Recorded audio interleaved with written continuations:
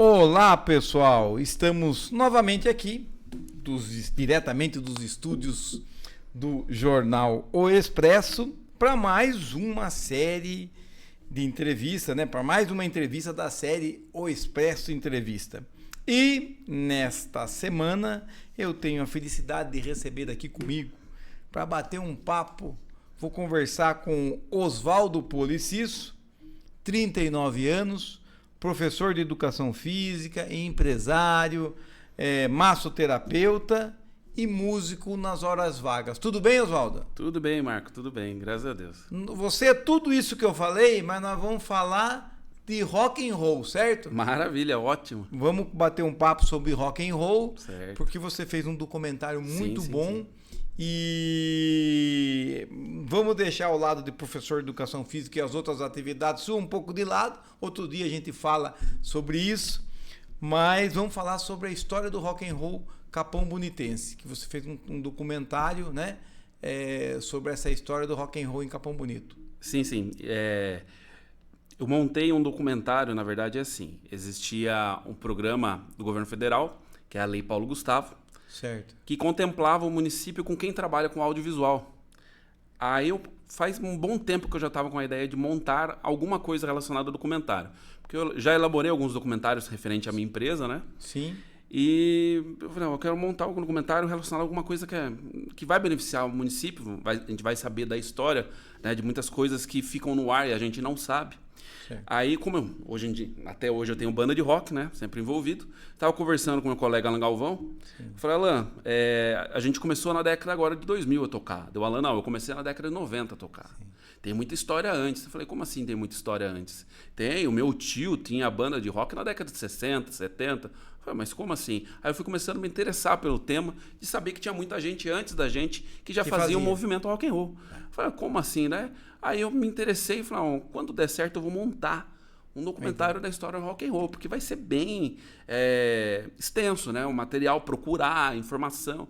Aí casou de dar no mesmo tempo vir essa Lei Paulo Gustavo, montei um documentário, montei um projeto, né?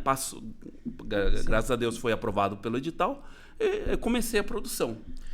Antes de você falar agora de tudo isso aí, de falar do seu histórico de músico, eu vou pedir licença para você para que eu possa fazer o anúncio do meu patrocinador aqui. Opa, claro. E aí você vai contar a história do documentário. Certo. A ideia foi com seus companheiros de banda, né? E como surgiu. Mas antes, Luizinho, temos que pegar e fazer o agradecimento pro nosso parceiro Bruno do Cimento, não é? Solta aí, Luizinho. Então a nossa publicidade aqui do nosso grande parceiro, o Bruno do Cimento. Vamos lá. Muito bem. Se você quer construir ou reformar, procure o Bruno do Cimento. O Bruno do Cimento tem todos os materiais básicos para a sua construção. Cimento, cal, argamassas e tudo o que você precisa para a sua reforma ou construção com os melhores preços da região. A matriz do Bruno do Cimento fica na Avenida Santos Dumont, aqui em Capão Bonito, e também tem filiais em Botucatu e Ponta Grossa. Se você quiser fazer pedido pelo WhatsApp, você liga lá no número 15 99739 8857 e faça também você o seu pedido aí para o Bruno do Cimento e faça a sua reforma ou construção com materiais da marca Votorantim, do nosso grande parceiro Bruno do Cimento. Tudo bem, Luizinho? Vamos lá agora. Luiz, o Oswaldo passou depois uns vídeos aí para nós, né? Você pode ir deixando rodando os vídeos aí, rodando direto, tá? Sem som, né? E aí eu vou entrevistando ele e em determinado momento eu paro aqui com ele e pergunto o que é isso, vamos lá. Muito legal. Bem, então você tocando rock com Alan Galvão, né? Que também é da área de educação física. Que banda é essa que vocês têm? Os professores de educação física? É a banda Improviso do Rock. Improviso é uma banda do rock. De blues e rock and roll. Tá, e quem tanto toca nessa banda? Essa banda hoje está com formação do Eduardo, voz e teclado. Certo. Eu, bateria. Certo. Temos o Marquinho no contrabaixo e o Alan Galvão na guitarra. Tá. É uma banda que a gente fala que é uma banda que não tem ensaio. Certo. Uma banda que a gente se junta para se apresentar. Tá certo. E vocês é rock and roll? Rock and roll. Tá. Rock and Bom, roll. então conversando com o Alan falou, não, meu tio já tocava. Isso. Aí bateu o start em você de fazer um documentário sobre a história do rock and roll. Veio a lei Paulo Gustavo, e de tal você manda daqui. Você já é da área também como empresário atua na área de filmagem, essas coisas assim. E aí decidiu. Sim. Certo. Agora vamos lá. Né? Então, por onde eu vou começar? Pesquisa. Certo. Vamos pesquisar. Né? Capão Bonito, 47 mil habitantes. Sim. A gente conhece todo mundo, né? Vamos lá. Achava que conhecia todo mundo. Achava que conhecia todo mundo. Porque o que acontece? Esse documentário serviu para eu ver que muita gente que passa na rua hoje foi um grande músico da época, uma grande figura da época. E hoje em dia ele só tem a história dele. Certo. Então, quando eu fui descobrindo as pessoas, eu pensei, não é possível. Essas pessoas têm que ser reconhecidas por todo mundo. Né? Eu tenho que montar um patrimônio cultural digital. Certo. Né? Da história do rock and roll. Porque aí você fica registrado pela história. Com certeza, exatamente. Vai passar gerações e todo mundo vai assistir e vai saber que realmente aquela pessoa fez parte da história. Né? Daí, como que foi? Não, vamos lá então, vamos descobrir. Aí que foi o problema. Quem? Né? Porque o rock and roll, o que eu descobri que o rock and roll começou na década de 60. Certo. Aqui em Capão. Aqui em Capão Bonito. Certo. Então, na década de 60, 40 anos, né? Até o ano 2000. Aí com mais 25 anos, 40, 50, 65 anos. Certo. Então, 65 anos atrás. Então, no mínimo, a pessoa tinha que ter uns 15 anos na época. Certo. 65, 60. Então, eu pensei, puxa vida. Pessoa, então, a gente de 80, 70 e poucos então, anos. aí começou a dificuldade. Tá. Né? Porque como que eu vou encontrar pessoas nessa faixa etária, hoje, né, vivos, Sim. que podem contribuir e contar a história do que eles viveram. Como que era fazer um rock and roll naquela época, né? Porque o Alan Galvão, a única informação que ele me passou era o meu tio fazia parte. Certo. Só que o tio dele faleceu ano passado. Entendi. Né? Então, assim, como que eu ia saber a informação? Entendi. Aí que eu fui tentando buscar a conversa com as pessoas que eu conheço. Conversei com o Paulinho Tons da Terra, que tem bastante informação, Sim. que era também do pop rock da época. Sim. Conversei com o Darilson Vasconcelos, Sim, que o pai dele fez parte do Zito e sua orquestra. Zito e sua orquestra. O Darilson também me deu um start legal. Sim. Aí conversei com o Rogério Machado, certo. que era do NF17, também me passou uma informação. Então, assim, foram 10 meses de pesquisa. Você foi garimpando. Fui garimpando, fui fazendo uma ligação, a quem aqui, vamos lá, vamos chegar. Inicialmente o projeto seu no edital era o quê? Era com 30, 40 minutos? Era, então, o edital constava que era para fazer de até 40 minutos. Certo, mas você, pelo jeito, não conseguiu fazer em 40 minutos. Porque daí jamais. Começou a escavar e começou a aparecer muita gente. Porque assim, eu agora, como profissional da área da edição, eu pensei assim, não, ainda mais um documentário dessa grandiosidade, eu não vou deixar ninguém de fora. Todo mundo vai constar nesse documentário. Então, como era muito amplo, o que eu fiz? Eu falei, não, eu vou montar 2 partes dessa história. Certo. A primeira parte é a história, é onde começou. Lá dos anos 60, certo. até comecinho de 2000. Tá. Eu vou cravar aí, vou parar aí. Tá, você parou, vamos lá, até 2000. Até 2000. Até o século passado. Vamos falar do século passado. Exatamente, foi Esse isso. século que você vivencia, deixa para depois. Deixa para depois. Segundo capítulo. Deixa para depois. Tá. Tanto que eu comecei a tocar de 2000 para frente. Tá. Então eu nem estou inserido nesse documentário. Nesse documentário não tem você. Então tem 40 anos de história. Tá, então vamos lá. De 60, praticamente, 1960 a 2000. Quem é o precursor do rock and roll em Capão Bonito? Então, aí na verdade são os precursores. São 2 respostas, né? Porque eu ia entrevistando todas as pessoas. Sim. E eu perguntava: quem para você é o maior roqueiro de Capão Bonito? Sim. A figura icônica que fala, não, esse é o roqueiro. E tem o prepulsor, né? Quem realmente começou a história do rock, né? Então aí temos 2 respostas. Quem começou, existiam 2 bandas de Capão Bonito que começaram. Na verdade, assim, era um grupo de amigos, na década de 60, que se reuniam na escola. Sim. Né? Daí esses amigos, eles se reuniam lá na Casa Sudário. Certo. Ali era o ponto de encontro deles. Certo. Através do Daniel Sudário. Certo. Ali a Casa Sudário era o quarto do Daniel Sudário. Certo. Então os amigos se encontravam lá. Certo. E eles gostavam muito na época, na década de 60, estourou os Beatles. Sim. Os Beatles, os Rolling Stones. Então eles adoravam os Beatles e os Rolling Stones, né? E até a banda do Netinho, os Incríveis também na época. Certo. Então eles tiveram a ideia e montaram 2 bandas. Certo. Uma banda que se chama Os Magnetons Certo. e outra banda que se chama Os Atômicos. Certo. Os Magnetons, para mim, eles falaram que eles começaram primeiro. Certo. Os Atômicos, infelizmente, hoje só temos uma pessoa viva. Certo. Né? Que é o guitarrista, que é o Yoshio Murakami. Certo. Ele é o único vivo dessa banda. Certo. Daqui a pouco eu já falo quem são as pessoas das Sei. bandas. Certo. E os Magnetons, a pessoa viva da banda é o Ricardo Faia. Sim, seu Ricardo Faia. O Fernando Faia fez parte dessa banda. Certo. E o Ivan Fadino Fez parte dessa... diz que é o primeiro peazeiro de Capão Bonito. Peazeiro dos PA de som. Sim. Ele montou o primeiro PA de Capão Bonito. Certo. Era esses 3. Aí tinha uma pessoa que, infelizmente, eu gostaria muito de ter entrevistado, mas ele faleceu no ano retrasado, que é o Robertinho Ozzy. Sim. Ele fazia parte dessa banda Dessa também. banda. Que era Os Magnetons. Os Magnetos. Então vamos lá. Formação dos Magnetos, da primeira banda. Ricardo Faia. Ricardo Faia na guitarra. Ah, Aí tinha o Ivan Fadino no contrabaixo. certo. Aí tinha, se não me engano, o vocalista era o Otacílio, Certo. que eu não me recordo.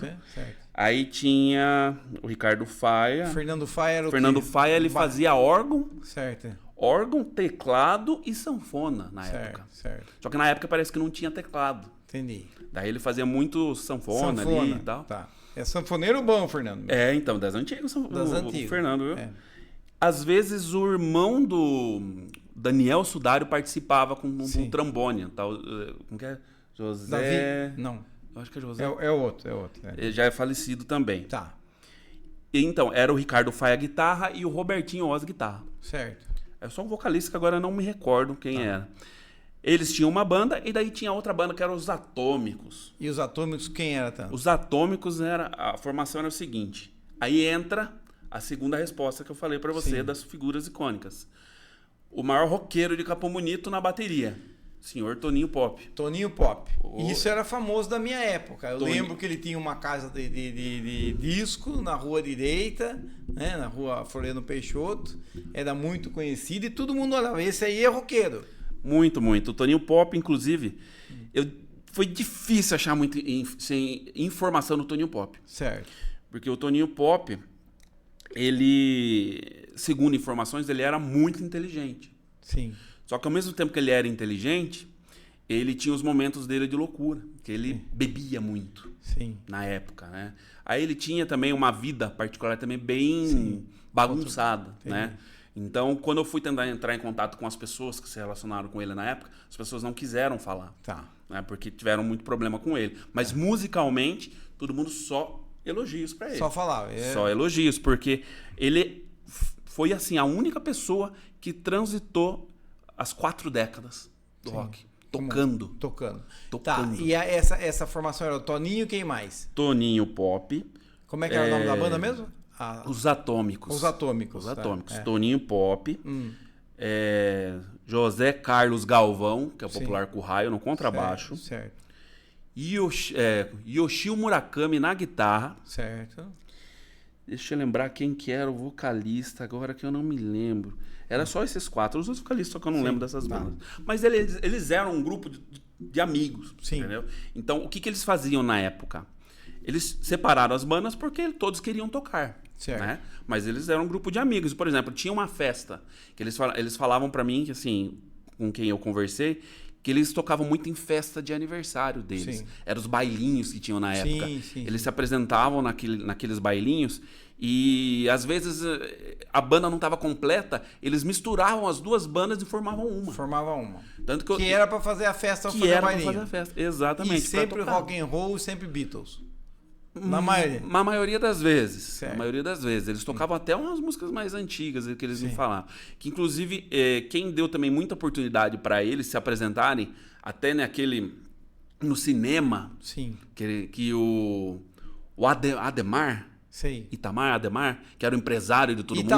Itamar Bernard. Todo mundo, muita gente citou Itamar, que ele era empresário de muita gente famosa da época, né? Sim. E em Capão Bonito ele fazia os shows de domingo. Sim. E daí essas duas bandas compareciam e se apresentavam. No cinema. No cinema, que depois veio virar cinema, né? Ele fazia um tipo de programa de auditório. Isso. E eles iam tocar, porque o Itamar que liderava. Exatamente. Itamar é uma figura icônica da nossa cultura, ele era realmente empresário. Ele contatava, ele tinha muito contato com empresários, com shows, com duplas sertanejas, de música de tudo que é tipo. Sim, sim. E ele tinha uma facilidade, ele ouvia, ele falava, esse é bom músico, esse é horrível. Ele falava, e ele, com a sinceridade do Itamar, sempre falava na cara, esse era horrível, esse era bom. Bom, aí os precursores, então, é essa turma, Atômicos e Magnetos. Exatamente. Isso, certo, é um nome meio explosivo. Sim, pra época. Tanto que eu perguntei para os dois por que os nomes. Aí eles me falaram que, infelizmente, eles não sabem. Porque quem criou já não está mais não está mais lá. Tá. Ou depois você consegue colocar, Luizinho, aqui na TV para nós? Coloca então, que depois a gente vai falando. Tá. Muito bem. Então aí você começou na raiz. Isso é década de 60. Exatamente. E aí, teve outros degraus, outros grupos, né? Detalhe. Tem o nosso Celcinho da Paraíso. Exatamente. Antes de eu chegar nesse povo, eu fui lá atrás. Eu fui bem atrás. Sei. Eu fui na 7 de setembro, certo, nas bandas, nas orquestras que tinham antigamente. Sim. Na verdade, antigamente, o que eles me passaram é assim. As orquestras se chamavam bandas. Isso. E as bandas de hoje, que é essas duas, se chamavam conjunto. Sim. Era conjunto de rock, não era banda. Sim. Então, as bandas tinha 7 de setembro, sim, 2 de abril, sim, tinha Zita e sua orquestra, sim, né? E tinha Jazz Columbia, que era da família Caça-Carro. Sim. Então, eu fui primeiro nesse pessoal, para daí vir subindo. Certo. Aí o que acontece? Depois dessas bandas, montaram uma banda boa para tocar para fora.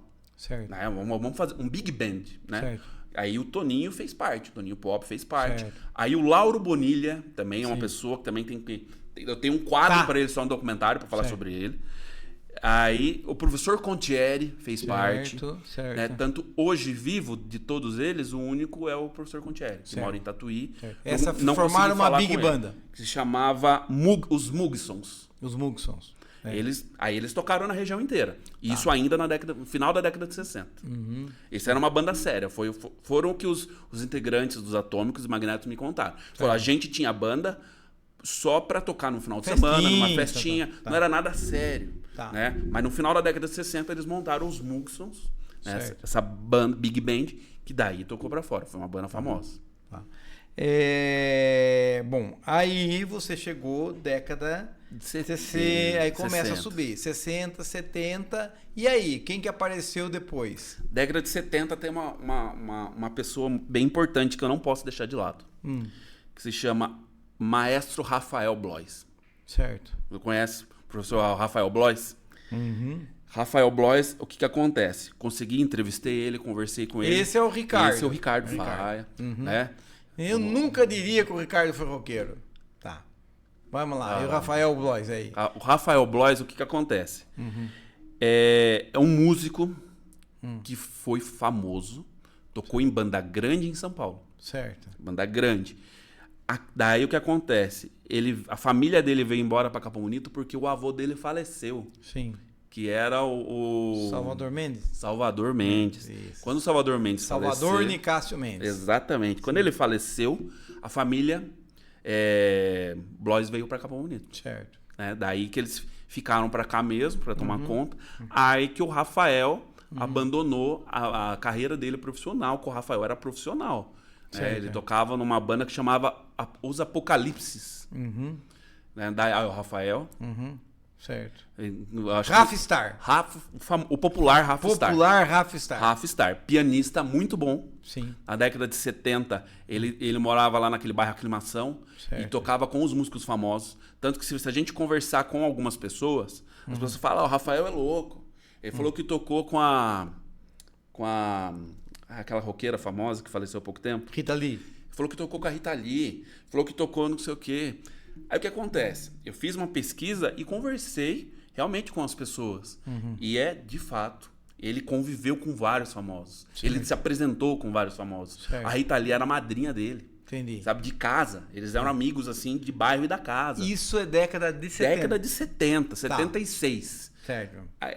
O que a gente tem na década de 70 é essa informação, né? E o Toninho Pop... Continua. Da década de 70, foi a época que ele foi embora para São Paulo. Certo. Ele com o irmão dele, o popular... como que é mesmo o nome dele? É alguma coisa Boy. Sei. O irmão dele. Eles foram para São Paulo. E daí o que acontece? O Toninho tentou carreira em São Paulo. Certo. E o Toninho chegou a tocar com o Tim Maia. Certo. Coisa que ninguém sabia. O irmão dele conta no documentário isso pra mim. Certo. Chegou a se apresentar com o Tim Maia. Então, assim, na década de 70, em Capão Bonito, começou os FIMAs. Certo. É importante salientar isso. Começou, se não me engano, em 1970 começou o FIMA. Intermunicipal da Música Amadora. Exatamente, que foi criado por um grupo de amigos da época. Teve a sua primeira edição no Raul Venturelli. Sim. Depois ficou tão popular que foi parar para a prefeitura encampou. A piscina, né? A popular piscina. Que antigamente eu não lembro exatamente como que era o nome da piscina. Centro de Cultura Física, prefeito Oscar Curtis Camargo. Exato. Um grupo de amigos. Quem era o grupo de amigos? Juraci Brás, a mulher dele, né, a Lia. Aí tinha Remo Olivati, Alice Olivati. Todo esse pessoal era um grupo que criou o Festival Intermunicipal da Música Amadora. Então, assim, graças ao FIMA, existiam muitas bandas de rock no final da década de 70 para 80. Porque eles montavam os grupos para se apresentar no FIMA. O FIMA era o grande, assim, chamarisco, objetivo de todo mundo. Vamos participar do FIMA. E o FIMA obrigava as pessoas o quê? A ter música própria. Então eles tinham que criar músicas para se apresentar no FIMA. E em português ainda. Não podia ser em inglês. Então essa era a regra básica para participar do FIMA. Certo.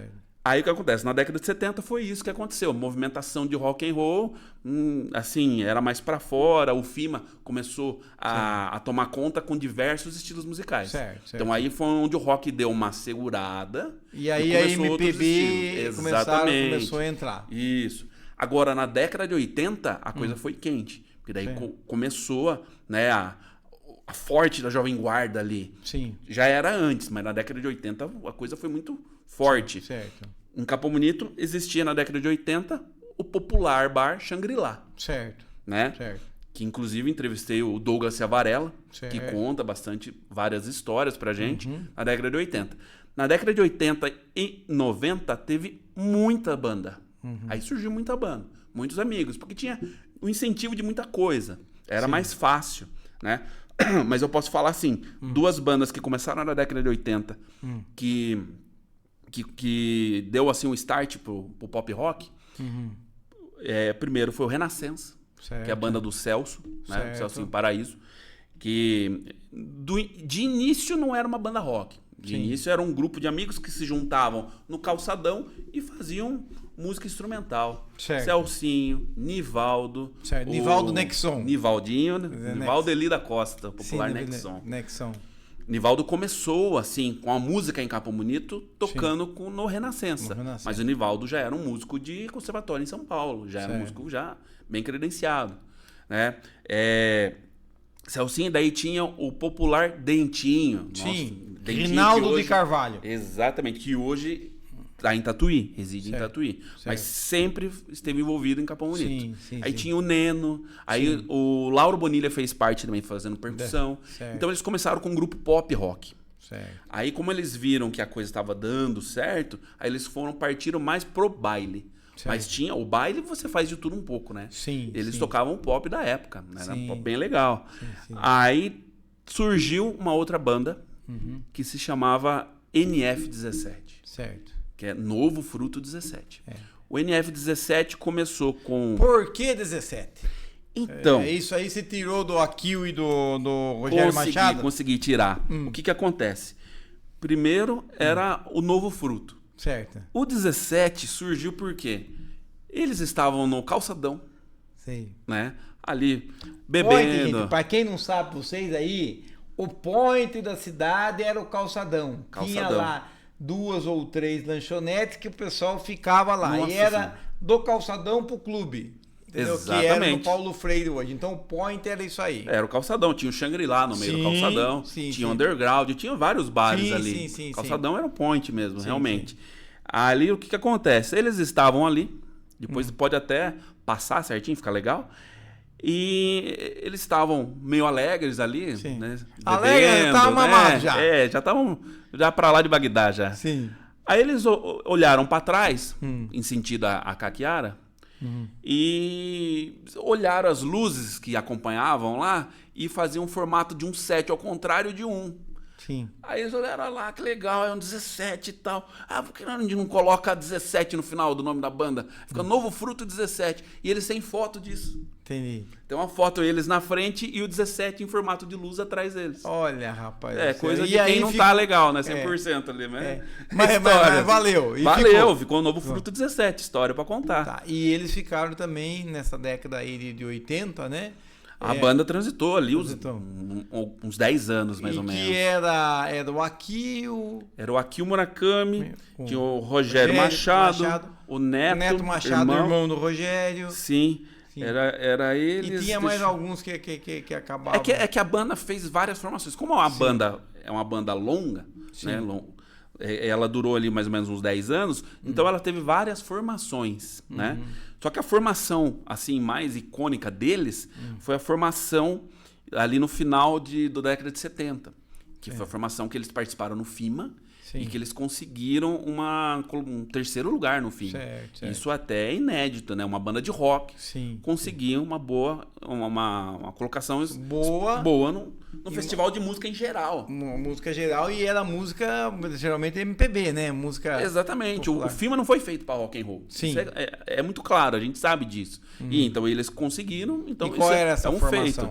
Essa formação era Darilson Vasconcelos, já na bateria. Que é um pouco mais novo que eles. Um pouco mais novo. Mas o Darilson começou muito cedo. É precoce. O Darilson é um músico precoce, que ele é de uma família de músicos, né? Sim, exatamente. Vamos Darilson começou com 10 anos de idade. Ele já tinha a primeira banda dele com 10 anos. Era o Darilson. A família Vasconcelos é uma família toda de músicos. Nós tínhamos Zito, sua orquestra, que era ele e os irmãos dele, né? Sim, e o Darilson veio O Darilson assistia os ensaios. E começou a participar ali, novo, né? O Lauro tocava, colocou o Darilson no colo e falou assim, esse vai ser baterista. Esse menino vai brilhar. Aí foi o que aconteceu. O Lauro virou baterista. Com 15 anos ele entrou no NF17. Certo. Ele era o baterista. O Rogério Machado era o baixista.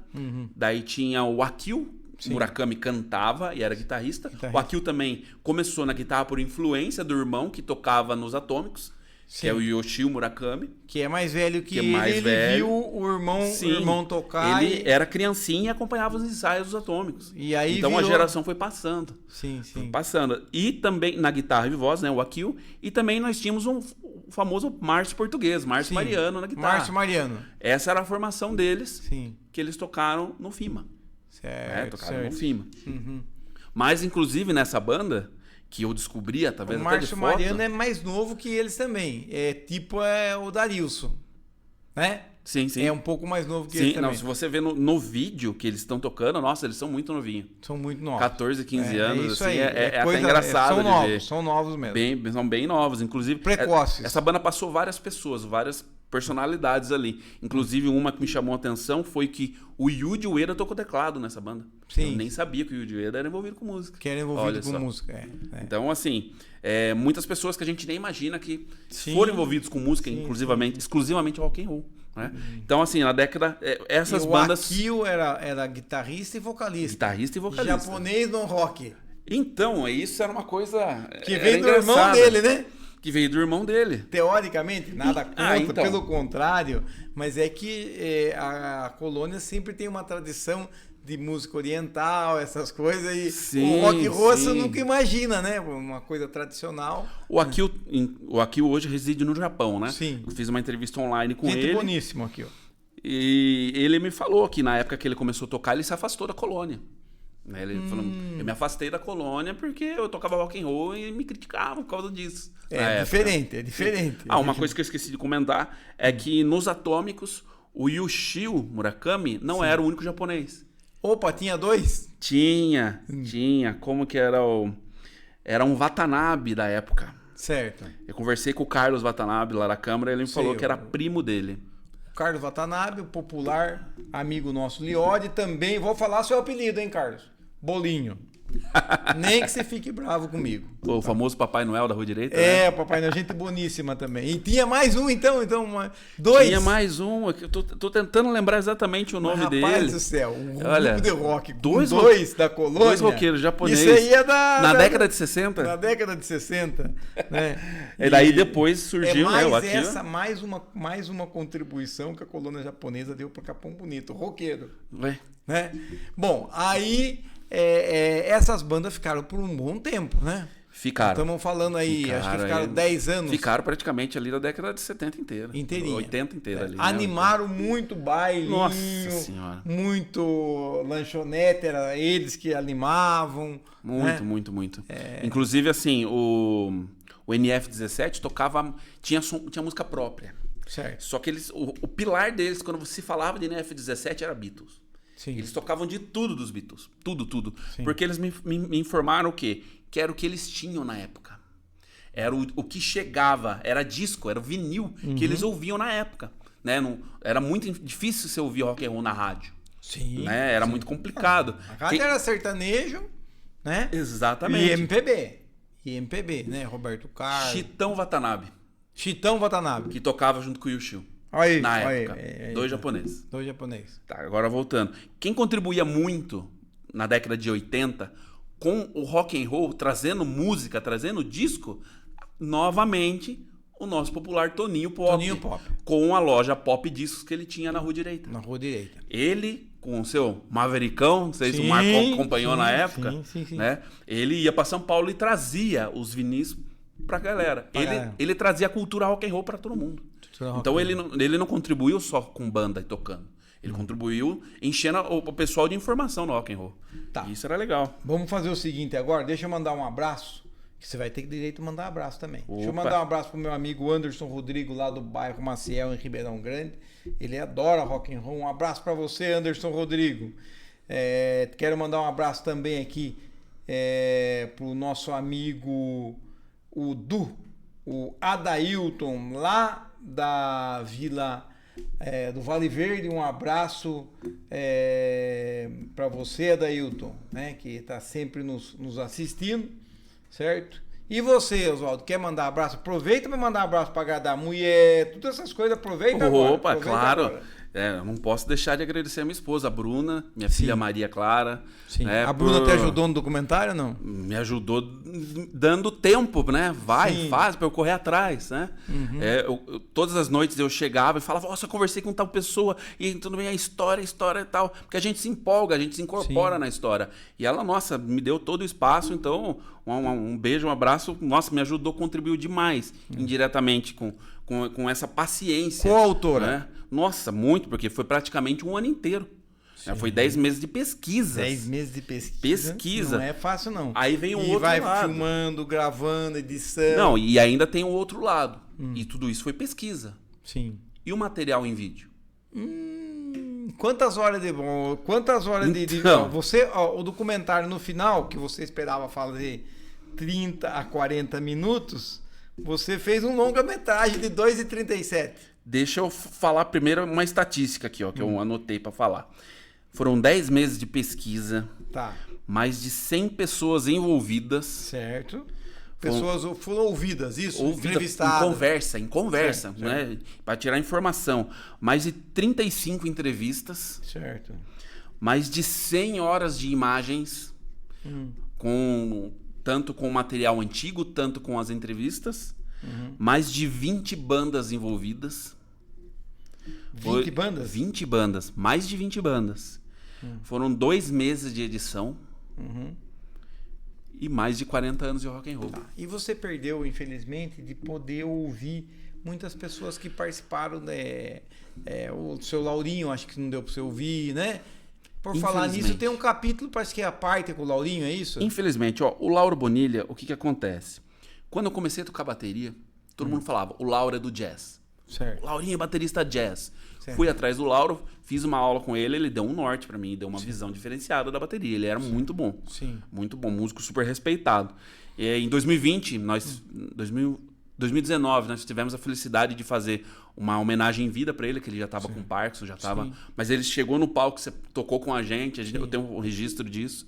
Foi muito legal. Depois, infelizmente, ele veio a falecer. Sim. Mas eu não tive a oportunidade de, na época, eu não imaginava essa grandiosidade dele no meio da música em geral, né? Sim. O Lauro, assim, pra quem não sabe, ele nunca foi um músico de rock and roll. Mas ele sempre foi um músico envolvido com a música e, consequentemente, ele formou muitos bateristas e muitos músicos de rock and roll, né? Ele foi um dos amigos que contribuiu para o início do FIMA também. Certo, ele foi um dos propulsores do FIMA, né? O Lauro Bonilha tem um grande mito em Capão Bonito, Marco, envolvendo o Lauro Bonilha, né? Que todo mundo falava, cada um falava uma coisa, isso eu conversando com o pessoal do famoso Coreto da Praça lá, os mais antigos. Não, porque o Lauro não sei o quê, ele tocou, ele deu aula pro Netinho, baterista dos Incríveis e tal. Aí eu falei, eu preciso documentar isso.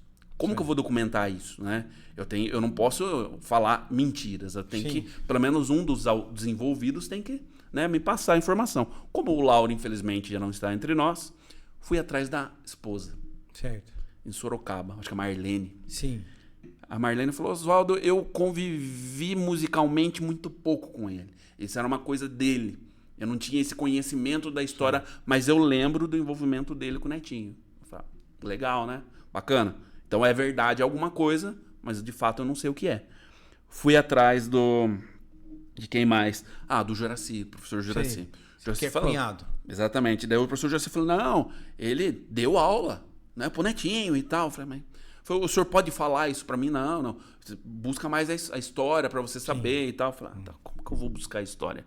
Aí que entra um capítulo interessante, porque eu, no meu início na bateria, eu era louco pra aprender. Então eu comprei uma videoaula na época, de um baterista chamado Sandro Reich. Certo. Que eu seguia e tal, um multi-instrumentista. Aí eu procurando nas redes sociais, eu descobri que o Sandro Reich é filho do Netinho. Certo. Que é baterista dos Incríveis. Certo. Aí eu entrei em contato com o Sandro Reich e falei, Sandro, então, tô montando um documentário da história do rock and roll de Capão Bonito e gostaria de... E vou fazer uma homenagem, né, para um grande baterista aqui de Capão Bonito, que se chama Lauro Bonilha. Né? Foi um grande baterista de jazz da década de 60. Tenho muitas informações que ele foi amigo do seu pai. Por que eu conseguiria entrevistar o seu pai, ter um bate-papo com o seu pai, para confirmar esse fato? Dele, claro, com certeza, passou o número do WhatsApp do Netinho, consegui conversar com o Netinho. Certo. Aí o Netinho me contou exatamente a história que está no documentário. E eram amigos. Eram amigos, isso de fato. Eles eram amigos de palco, antes dos Incríveis. Certo. Isso é uma história antes. Antes dos Incríveis. Então a amizade era antiga. Era antes da década de 60. Tá. Era 58 no documentário. Está no documentário. Tá, toda essa informação. Eles eram amigos de palco. E depois o Lauro se desligou da música, né? Lá de São Paulo, da grande massa musical, porque todo mundo partiu pro rock and roll, pro pop rock. E o Lauro não quis isso. O Lauro... rock era de jazz. O dele era jazz. Ele falou, não, eu quero jazz. Ele tinha uma banda de jazz, ele gravou um CD com um trio de jazz lá em São Paulo. Aí ele voltou para Capão Bonito. E aqui ele ficou perdido na música. Porque cidade interior viver de música é bem complicado, ainda mais naquela época. Né? Daí o que aconteceu? Ainda mais jazz. Ainda mais jazz, né? Ainda mais ele que não queria se prestar a tocar outros estilos. Isso acontece muito. Então ele ficou amarrado, né? Certo. Aí ele teve a oportunidade de trabalhar como assessor da prefeitura na época. Né, que não me lembro quem era o prefeito da época. Aí o Netinho, ele falou que foi por questão de espiritualidade. Falou para ele, ele comprou uma chácara no Gramadão. Ele morou 2 anos no Gramadão. Certo. E ele vinha para Capão Bonito para visitar Então ele vinha aqui para visitar a prefeitura, os amigos, o pessoal ali. Aí nessa ele viu o Laurinho. Certo. Laurinho, você não tá tocando mais, tal. Aí essa foi a reaproximação deles. Certo. Porque eles eram amigos só de palco. Sim, né? sim, sim. O que é amigo de palco? Uma banda tá tocando, a outra tá lá esperando. Conhece. Acaba se conhecendo. Daí acabou o show dessa banda, essa banda entra. Aí nessa troca de banda, acaba tendo amizade, conversando. O que você precisa? Eu te ajudo aqui, eu ajudo ali. Entendeu? Então essa é a amizade de palco. Né? E eles foram muito amigos assim. E o Netinho fala pra mim que... Ele falou assim, Oswaldo, quando a gente tá começando, a gente tem que ver quem é bom. Sim. E o Lauro era muito bom. Ele não era bom, ele era muito bom. Certo. Então eu observava o Lauro tocando. Sim. Porque isso me contribuiu muito para ser o baterista que eu sou. Sim. Foi o Lauro. Aí a gente ficava ali, daí eu tive o prazer de ter a amizade do Lauro da época. Sim. Aí quando ele veio para Capão Bonito, viu o Lauro naquela situação, eles voltaram à amizade, né? Mais próximo. Aí um padre da época comprou 2 baterias. Sim. Bateria famosa, até numa marca Lundgren, uma bateria importada. Só que a bateria, como ela era importada, ela ficou parada na alfândega. Certo. Teve esse problema. E o Lauro foi atrás do Netinho para conversar com o Netinho. Netinho e tal, você não pode me ajudar a liberar as baterias, porque o Netinho tinha um padrinho de casamento que era chefe da alfândega na época. Isso ele conta no documentário. Sim. Aí ele conversou e conseguiu a liberação. Só que demorou um tempo, foi burocrático. Aí quando teve a liberação, as baterias vieram, o padre falou, não quero mais essas baterias. Certo. Lauro, pode vender essas baterias. O Lauro pegou as baterias, bateu lá no sítio, na chácara do Netinho. Netinho, é o seguinte, o padre não quer mais. Pode vender a tanto. Vou vender a bateria assim, a valor de banana. Você se interessa? Netinho, para que eu vou ter 2 baterias? O valor tá ótimo. Então, vou fazer o seguinte, como você tá fazendo toda essa transação, toda essa movimentação, eu compro e dou uma para você. Aí. Daí, essa é a história.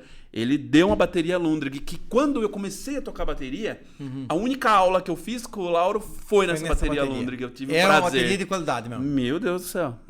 Ô, Johnny, você consegue pôr o vídeo de novo? Porque a gente ficou falando aqui e não se atentou aqui para que eu queria perguntar algumas das personalidades que estão no vídeo aí. Maravilha. Para você passar a nota. Esse aqui é só um vídeo demonstrativo, né? Isso. Esse é o Fernando Faia. Fernando Faia, né? Contando a história. Esse é o Rafa Star, certo? Esse é o famoso Dentinho. Nivaldinho. Nivaldinho, Dentinho tá sem cabelo. Estudou comigo. Esse é o Rogério Machado. Aqui o Murakami, que tá no Japão, né? Tá lá no Japão. O Jackson, que tem uma contribuição muito grande também com montagem de palco som. Darilson Vasconcelos. Paulinho, do Tons da Terra, Renato Weber. O Renato esse aqui. Juba, Serralheiro, da década de 90. Década de 90? Década de 90. Tá. Tinha a banda de rock. Tá. Esse é o famoso Rodrigo Brandini. Irmão do Rafa. Não, ele é sobrinho. Sobrinho do Rafa, certo. Gerson, que era baterista da época também. Mas o Gerson já é mais novo, né? Então, o Gerson a banda dele encerra o documentário. Tá. Porque eles foram bem no comecinho de 2000. No comecinho de 2000. Eles tinham uma banda muito importante, que daí já vem um estilo mais pesado do rock and roll. Certo. Que banda que era deles? Spirit Out. É uma banda de som próprio. Aqui o Ricardo Faia. Ricardo Faia, lá, o primeiro conjunto banda de rock era dele. Esse é o nosso famoso Edson Fly. Certo. Que tocou na banda do Nivaldinho. Tá. Esse é o Gustavo Nishida. Sim. A banda da década de 90. O famoso Paulo Borg também, que tinha uma banda da década de 90. Tá. Yushio Murakami, do Atômicos. Que é o irmão do Akio. Aí era a banda do Alan Galvão. Aí, ó. Fausto Camargo, da primeira banda, da banda do Alan Galvão, da década de 90. Juba novamente. Que banda que era do Juba? Banda Nômades. Certo. Paulinho Tons da Terra aí, ó, tocando violão. Certo. Paulinho na toca época, tudo, né? Paulinho é um músico... Sim. O Jaque toca alguma coisa ou só monta? Nunca tocou. Esse é o irmão do Toninho Pop. Certo, que falou. Esse é o vocalista da banda do Apocalipse, que era a banda famosa que o Rafael tocava em São Paulo. Certo. Que falou do Rafael. Esse é o Renato. um grande baixista que é músico profissional hoje. Tá. Esse é o Jefferson Bilu, esse é o Fabrício o Caverna. Tá tinha a banda da década de 90. Tinha a banda da década de 90. De punk rock. Punk rock. Conta a história. Douglas Ciavarella, dono do Shangri-La. Shangri-La. Certo. André Coquinho, que tocava na banda do Spirit Out com o Gerson. Certo. Aí o Darilson Vasconcelos, aí tá tocando com o NF17. Certo. Ah, o Rogério Machado. Ai, como que eles eram, né? Creedence, tocava ali firme e forte. Juliano filho do Celcinho. Juliano Batatinha. Começou muito novo também, por influência do pai. Precoce também. E tá até hoje nativo, hein? Tá, né? O Nivaldo aí, na guitarra. Nivaldinho. Nexon não muda nada também, né? Não, continua o mesmo. Tá no formal. Esse... Aí Daniel Sudário. Ele é um que nunca tocou nada também. Mas animava. Mas ele contou toda a história. Esse é o famoso Zumbi. Ele é formado em cravo. Ele tocou na época. Certo. Esse é um guitarrista famoso, Jefferson da Óleo. Que deu aula de guitarra pra muita gente Capão Bonito da década de 90. Celcinho, Paraíso. Novinho, hein, Celcinho? Novinho, ó. Aí já tá mais acabado. Aí nos dias atuais. Mas até hoje faz o som, viu? Faz som, né? Até hoje. Netinho dos Incríveis. Olha lá. Tinha 15 anos. Alan Galvão na década de 90, no FIMA. Ainda tá nativa ainda com a gente. É isso aí. Renato Weber, mais nativo que nunca hoje. Mas começou tocando. Aqui o Murakami. Tá. O Renato teve banda também de rock? Teve. Teve banda. Teve umas 2, 3 bandas. No final da década de 90, é isso? Isso. No começo da década de 90. No começo da década de 90. Esse é o nosso amigo guitarrista. Eles eram guitarristas numa banda Crucial Death com o Alan Galvão. Era tudo cabeludo na época, molecada. Agora tá tudo sem cabelo. Aí o final de um FIMA. Muito bem. Vem a segunda parte do documentário, Rock and Roll Capão Bonito 2? Se Deus quiser. Vou começar agora. Tá. Esse documentário foi lançado em dezembro, isso? Exatamente. Certo. Teve exibição na Câmara, tá? Foi bem legal. E aí você vai fazer a segunda parte, que vai ser de 2000 a 2020. Até os dias atuais. Aí você vai se incluir. Aí eu chego como músico. Então, a ideia inicial era fazer tudo, mas você falou assim, não dá, tem que fazer até 2000. Não tem como. Se em 40 anos de rock and roll deu 2 horas e 27... Então, se você junta mais 20 anos, a coisa ia Nossa embolar. Senhora, eu ia montar uma série, né? Para exibir os capítulos ali. Inclusive deram essa ideia para mim. Eu tô pensando aí, né? Pode ser interessante. Ter todo esse acervo aí, porque passar de 2 horas para assistir, realmente, quem não é do tema, acaba ficando um pouco complicado. Fica um pouco... Na década de 90, teve muita gente estimulada a tocar devido a esse pessoal mais antigo. Surgiu a banda do Alan Galvão, de Gypsy Joker Blues, que tocavam blues. Ficaram também em terceiro lugar no FIMA, com um blues, né? Na época. Aí teve a banda do Juba, né? Inclusive você comentou. O Juba tocava com o Elídio Churrasqueiro. Sei. Tocava junto. Elídio, gente boníssima. Eles tinham uma banda de punk que chamava Os Nômades. Eles tocavam. Eles tiveram uma história que eles alugaram uma casa só para ensaiar. Certo. Isso na década de 90. E na época, a Academia do Alan Galvão, antigamente, era um barracão. Barracão onde o pai dele trabalhava ali muito com milho, cereais. Aí o que acontece? Ali nos finais de semana, o Alan e os amigos dele se juntavam ali para ensaiar. Aí fazia show, fazia muita coisa ali. Então ali foi um ambiente onde juntava muitas pessoas. Onde começou. Exatamente, o barracão na década de 90. Então foi um pilar para muita gente. No final da década de 90, mudou-se o estilo que estava mais em alta. Veio o estilo do skatista. Veio uma música mais alegre, um pouco um punk. Então aí foi mudando as características das bandas. E esses personagens, essas pessoas, elas foram se moldando também à época do estilo. O único que foi, por isso que eu sempre toco um assunto nessa figura, que transitou as 4 décadas e acompanhou, foi o Toninho Pop. Tocou até na década de 90 ali, onde ele teve uma banda icônica também, que chamava NEC Banda 1. Que era a banda do Nivaldo, que era Nivaldo, Edson Fly, Seu Caetano do Raul Venturelli, que era o baixista, e o Toninho Pop. Era uma banda espetacular da época. E aí é década de 90 e o Toninho Pop transitando de 60 a 90. Olha só para você ver. Infelizmente, ele faleceu em 2003. Certo. Né? Se não me engano, foi cirrose. Certo. Né? Informação que o irmão dele me passou. E aí a gente perde a oportunidade de ter mais comentário. Mas assim, eu destaquei bastante o Toninho Pop por ser uma pessoa, o roqueiro, e a única pessoa que transitou as quatro décadas ali. Tive a felicidade de entrevistar também a dona Alicia Livati, professora, que foi uma das prepulsoras do FIMA também, ali junto. Tive a oportunidade de deixar um quadro também, uma parte destacada pro Lauro Bonilha.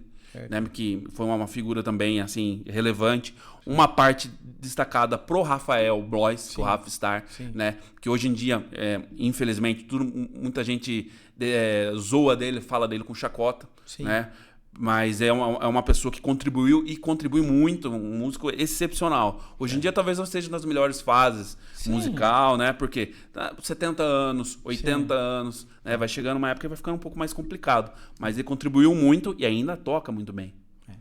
Muito bem. Oswaldo, eu queria agradecer você por esse trabalho. Mas eu que agradeço, em nome do Jornal Expresso, porque o que nós fazemos aqui, o que nós estamos fazendo hoje é deixar um legado para as futuras gerações. A imprensa de hoje nada mais é um trabalho para que as futuras gerações possam conhecer a sua cidade, a sua história, né? Então, mas está de parabéns pelo trabalho, certo? Espero entrevistar você em breve aqui para a segunda edição, né? O Rock and Roll de Capão Bonito 2, né?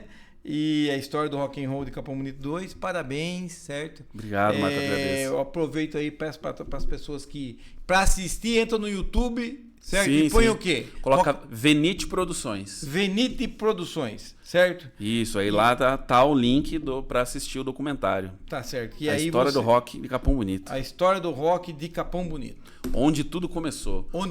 O parte 2 é O Movimento Ainda Continua. Tá certo. Eu gostaria de agradecer, Marco, a oportunidade, né, de estar dando transparência a esse documentário, a essa história do rock and roll de Capão Bonito.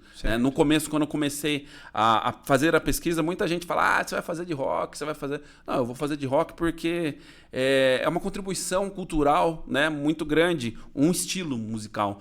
Que o rock é o que me pertence, mas... E nós temos que valorizar todos os estilos, né? Certo. Que tem contribuição, tanto que me despertou a vontade também de fazer um documentário sobre a história do FIMA. Sim. Que tem muito material. Né? Gostaria de agradecer também a Perinha, que me ajudou muito com a contribuição das fitas. Sim. Que eu fiz a conversão para o digital. Ela contribuiu muito. O material do FIMA, que apareceu muitas informações, foi ela que me passou. Professora, né? Perinha. A Perinha, o Shigeo Ueda me ajudou também bastante com informação. Esses são os patrimônios do audiovisual. Nossa senhora, muito. Me contribuíram muito. E eu só me inseri na música graças a essas personalidades. Assim, da década de 90, que foi onde eu comecei.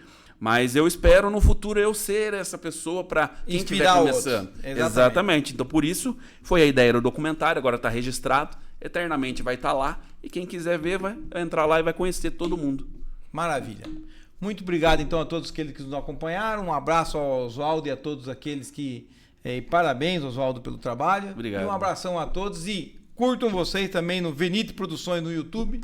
Vejam o nosso documentário sobre o rock and roll de Capão Bonito.